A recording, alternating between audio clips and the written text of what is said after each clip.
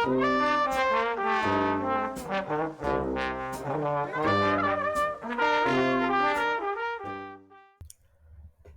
everyone.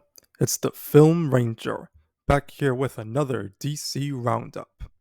The way that I find my news is I go onto Twitter and I just bookmark all the tweets I want to talk about in a video, and I kind of just put them all on the list, and it makes it easier for me to talk about. So we're just gonna go in order. And so the first thing that we're going to talk about is Shazam: Fury of the Gods. Now, before I get into the actual article, which I put in a separate link, is that I personally enjoyed Shazam 2. I enjoyed Shazam 2 actually a lot more than I enjoyed Shazam 1. Shazam 1 is okay, I guess, was a little bit too goofy, and they didn't really fight until the end. I don't know. I liked Shazam 2. It was not perfect. It wasn't perfect. It wasn't exactly an A plus movie, but I'll give it a B.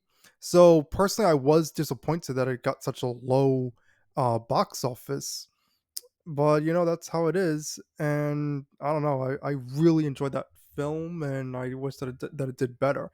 Of course, I still like the DCEU Snyderverse films a lot more. Of course, they're in another league, but I thought that Shazam 2 was fine. It wasn't bad. It was fine. I liked Zachary Levi. I liked how the Shazam family was more in it, and I liked uh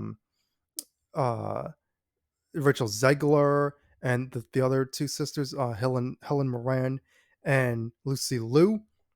I thought that all of the actors did a phenomenal job. I thought the CGI was wonky in some parts, but not as bad as the Flash. So I'm kind of disappointed. So this tweet says that Zachary Levi thinks toxicity and online hate caused Shazam: Fury of the Gods to flop. So here's the article. It says the sorry, Zachary Levi, the star of Shazam: Fury of the Gods, is still unsure about the franchise's sequel's performance 4 months after its short theatrical run. With the movie barely breaking even with its $100 million budget, Levi reflected on the mixed results recently on the Film Up podcast. Recently, Levi's attention has turned towards critics, who are notably harsher on the film compared to the audience's reception. He expressed surprise at the very oddly and perplexingly low critics' ratings on Rotten Tomatoes and the unkindness displayed by some. Levi also shared his perspective on how the world has changed since the first Shazam movie and possibly affecting the sequel's perception. I think even just the world, from the first movie to the second movie, the world has shifted so much, Levi said. Social media has shifted so much. Hate, online hate, and haters, and trolls, and factions, and all that have just gotten more galvanized in its toxicity. I think there are people who genuinely, unfortunately, want to destroy certain projects because they don't like them, or they don't like me, or they don't like other people involved in them, or whatever. Levi admits uncertainty about the future of the Shazam franchise. In March, immediately following the first weekend box office numbers coming in, director David Sandberg took to social media to announce he's done making superhero movies for the time being. He hopes viewers will give Fury of the Gods another chance on streaming platforms, but the film's financial success will determine its fate. As of now, it remains unclear whether Levi will reprise the role in the near future. Fury of the Gods earned generally worse critics than the first movie. The original earned a 71% on Metacritic compared to a 47 for the sequel. Wow, so 47, that's low. It's almost 50, but it's still low. Now, I feel that all of the online quote unquote hate towards Shazam 2 wasn't exactly hate towards Zachary Levi as a person. I don't think it was hate towards like David Sandberg either, or even towards like the movie. What it was that no one was interested. James Gunn announced a whole DCU slate, basically rendering their DCEU null and void. So Shazam 2, no one's interested. Like, what? Who cares about that? Superman was supposed to be in it, and he wasn't. Remember all the rumors, all the leaked scoops saying that Henry Cavill's Superman and Shazam were going to be in this movie? They weren't. Dwayne Johnson, Black Adam, wasn't in the movie. It was basically just a standalone movie, a fun, family friendly movie, but just a standalone movie that nobody cares about. Why in the world is someone going to go see this movie when they could just stay home or watch a Marvel movie, basically, right? So Shazam 2 flopped. Then The Flash flopped. Now Blue Beetle will probably flop. Aquaman 2 will probably flop. Why? Because no one is interested. The DC brand has been destroyed by James Gunn, by Warner Brothers Discovery, and it's crazy. They just made 4 movies completely pointless, and now Zachary Levi is complaining, and he's like, "Well, what happened?" From on his perspective, it looks like everybody hates him. So I kind of sympathize with Levi. I might not agree with everything that he says. And he seems to be a Gun buddy, so Gun will probably put him in a movie. I mean, it's like Booster Gold or something. I don't know. But I do feel sorry for his movie. I thought it was a fine movie. It wasn't a bad movie. It wasn't The Flash, you know? So that's the story with Shazam 2. We'll see what happens next. The next story I want to talk about, this is from Sammy from Snyder Queen, and this is very interesting. This is like, I mean, I could have made a whole video on this by itself, but I'm going to go in a little bit of depth here. Okay, so a long time ago, now I can't remember the video, so I don't know if I can link it in the description because this was maybe 2 years ago, I want to say, or even more. Still Abdul and Mikey Sutton scooped the original ending of the Flash movie. This is the original ending of how it was going to be. And originally it was going to be that all these different Justice League members are going to be in the film. It's going to be a whole thing of like all these different Justice League members, like Mira, I remember, and Blue Beetle, all these people. And then like months and months later, like 7 months later, then Grace Randolph supposedly scooped it, and then she supposedly had the scoop, and supposedly that was new news. Everybody was talking about it. I don't know if you guys remember it. Again, I don't remember the dates exactly. I'm sorry. Now, when DeLuca came in, when Mike DeLuca and Pam Abdi came into Warner Brothers Discovery, remember, they are pro Snyder. They wanted to continue the Snyderverse. So, I'm going to read this tweet. This is the real ending of The Flash, which DeLuca saw. Mike DeLuca, chairperson of Warner Brothers Pictures, he oversaw and would have led into the following. Okay, this is exciting. Man of Steel 2 with Henry Cavill and Sasha Calle. That means that Sasha Calle would have lived at the end of the movie instead of dying, like in the movie. Spoiler: she dies, and she's erased by that the other world when the Flash goes back to his world, whatever. At the end, Sasha Calle and Michael Keaton were in the end of the movie, and there's actually pictures you can see them behind the scenes pictures. You can see that they're in the movie. Okay. Henry Cavill and Sasha Calle were going to be in Man of Steel 2, probably fighting Brainiac. Okay? The Batfleck versus Deathstroke movie with Affleck and Mania Jello. That would have been so cool. Again, set up by the events of Zack Snyder's Justice League when Luthor tells Slade Batman's real name. Batman Beyond with Michael Keaton. They were going to do a Batman Beyond with Michael Keaton. I remember that was a rumor.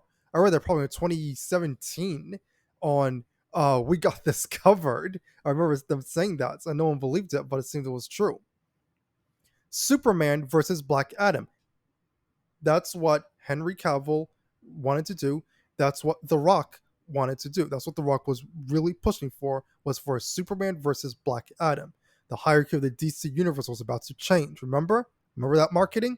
They were legitimately setting up a Black Adam versus Superman. And then, of course, Zack Snyder would be back for Zack Snyder's Justice League Part 2, Part 3, etc., etc., etc. So I'm going to read this right here,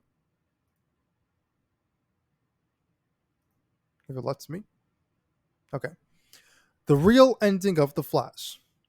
The real ending of The Flash would have been a real uh, tearjerker and a heartfelt ending. The real ending of The Flash sees Henry Cavill as Superman alive. Henry Cavill as Superman alive with Sasha Kaye as Supergirl, who realizes that her cousin is not dead, and they would have gone to team up and star together in Man of Steel 2 against Brainiac on the big screen in an epic movie. What?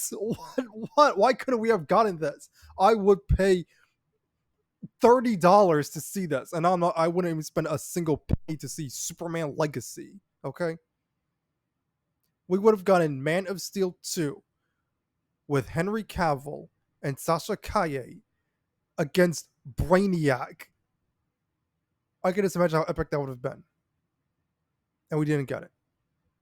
This is why I don't support the DCU with James Gunn. Okay, because these are the things that they destroyed. Legitimate world building continuity. Michael Keaton as Batman is shown there among them, and the Batman Beyond movie would have gotten made. However, the original plan was not, get this, not to have Keaton replace Ben Affleck, because Ben Affleck was going to get his own movie versus the Joe Manganiello Deathstroke, which was Affleck's version of The Batman, which remember that they canceled. I've been told that the cut of The Flash that Mike DeLuca oversaw is considered a masterpiece. It's a beautiful movie with a beautiful ending. So, from what I am told, DeLuca's version of The Flash would have led to all the big plans for DC that we would have been hearing about prior to the newly announced DCU. Henry Cavill would have been back as Superman in Man of Steel 2 as Sasha Kaye, Supergirl vs. Brainiac, more Dwayne Johnson Black Adam vs. Superman. James Gunn stuff would have been involved, and to my understanding is that Gunn would have even been in charge in the Kevin Feige role. The Michael Keaton Batman Beyond movie would have happened. Says Kevin Smith is absolutely right. And Zack Snyder would have come back if he wanted to. But what's missing from all this is that the Ben Affleck Batman movie would have been made. For people who love Batman so much, the Ben Affleck Batman movie would have been made. Like, on Twitter, there's this thing of quote unquote real DC fans. Well, real DC fans would have wanted to see this. This right here is DC. A Superman movie, Man of Steel 2, a Batman movie, Ben Affleck's The Batman, a Michael Keaton Batman movie, more Dwayne Johnson Black Adam, probably the JSA. We've got also the JLA in Zack Snyder's Justice League Part 2. Those are DC. Those are the big tents, the big hitters, the heavy hitters. And yet, we got none of that. They cancel the plans. These DC movies that are out right now are flopping like fish.